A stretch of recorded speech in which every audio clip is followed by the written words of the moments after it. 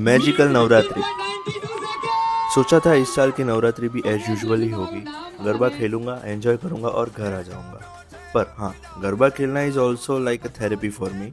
But garba गाना is something which I can not compare to anything. So इस साल की नवरात्रि फेस्ट में कुछ एक्टिविटीज़ थी जिसमें मुझे गरबा गाना था, बट उनके रूल्स के हिसाब से।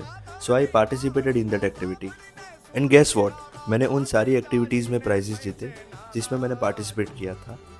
But to be very honest, सच कहूँ, winning prizes was not the magical moment for me.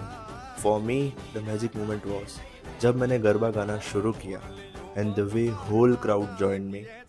That was something else which I cannot explain. Let me show you.